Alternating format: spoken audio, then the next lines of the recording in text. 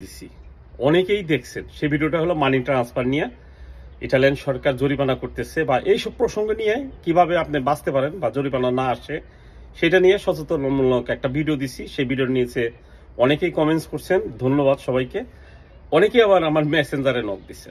তো মেসেঞ্জারে অনেকে নক দেওয়ার ভিতরে একজনের ঘটনা আমার কাছে ফোন দিয়ে বলছে এবং সে যে কানছে সেটা শুই না আমি আসলেই অবাক হয়ে গেছি। ইটালিতে এমনও আছে মানুষ যারা আমরা বাংলাদেশি এমন ক্ষতি করি যে ক্ষতিগুলা আসলে আপনাদের সামনে তুলে ধরার জন্য আমার এই ভিডিওটা করা। সেই ভাই আমারে সবার প্রসঙ্গেই বলছে যে এটা আপনি একটু জানাবেন। ইটালির রাজধানী আমি যেখানে থাকি রোমেরই এক ব্যাচেলার বাসায় সে ভাত রান্না করে, 2 রুমে প্রায় ব্যাচেলার 14-15 জন থাকে সেন্টারের দিকে। তো মোটামুটি সে 700-800 টাকা প্রতি মাসে পায়, থাকা খাওয়া হলো ওই মালিকের বাসায় থাকে, ব্যাচেলার বাসায়। তো উনি আসছে নতুন, বাসায় রান্না করে, সবাই কাজে যায়। তো ওর ভিতরে একজন তার সাথে খুব ভালো সম্পর্ক এলাকারই।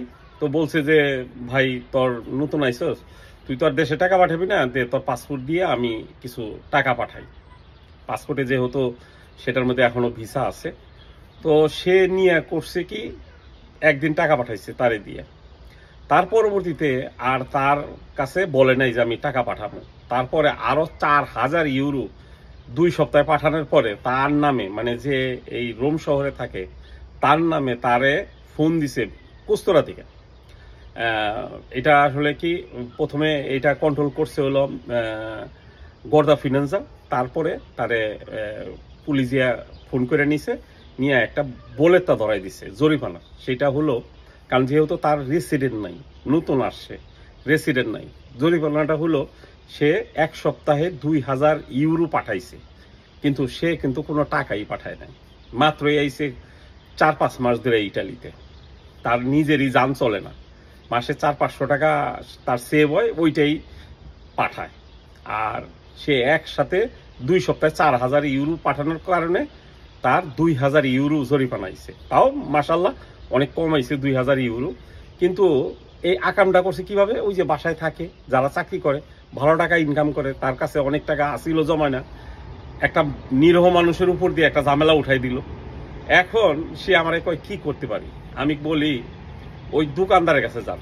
পরে দোকানদারের কাছে যাওয়ার পরে দোকানদারের শুনে দোকানদারেরও জরিমানা আইছে।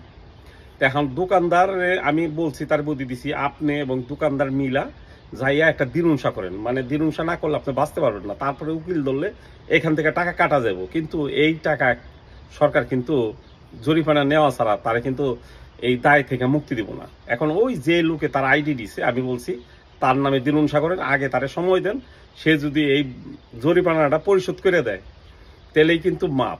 তা এখনো জানি না কি হইব না হইব, আমার বুদ্ধি দেওয়ার দরকার দিছি।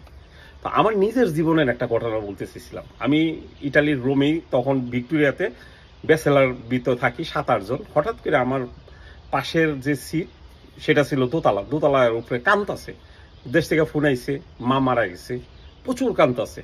তারপর কিছু ভাই কি হয়েছে? কয় ভাই রাত বাজে 5টা, মানে সকাল ভোর 5টা বা 4:30 এরকম সময় দেশ থেকে ফোন দিছে আমার মা যে মারা গেছে। আমি যে একটু ফোনে কথা কমো, কেউই তো ফোন, তার কারো মোবাইলে বলে টাকা নেই। আমি বললাম যে ভাই আমার মোবাইলে টাকা আছে, আপনি কথা বলেন।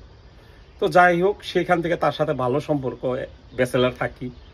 তার 5-7 বছর পরে সে এক সময় দেশে টাকা পাঠাবো, আমার কাছে বললো ভাই আপনার আইডিটা দেন, আমি টাকা পাঠাবো। আমি কই ভাই আমি আপনার লগে ভালো সম্পর্ক আছে, কিন্তু আইডি দিতে পারবো না। কারণ হলো আপনার 1 সপ্তাহ আইডি দিব, আপনি ওটা মুখস্থ করে রাখবেন, তারপরে আমার অজান্তে আপনি আমার আইডি দিয়ে টাকা পাঠাই দিবেন।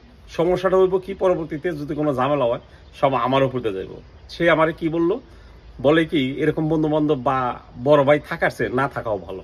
আমি তারপরের দিন থেকে আর জীবনেও তার সাথে কথা বলিনি।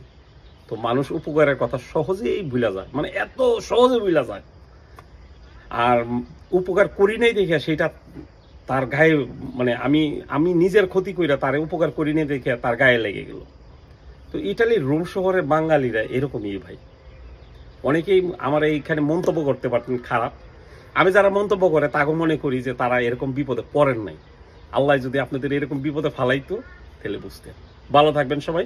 কারো কষ্ট দিবার জন্য আমি আসলে ভিডিও করি না। আসসালামু আলাইকুম।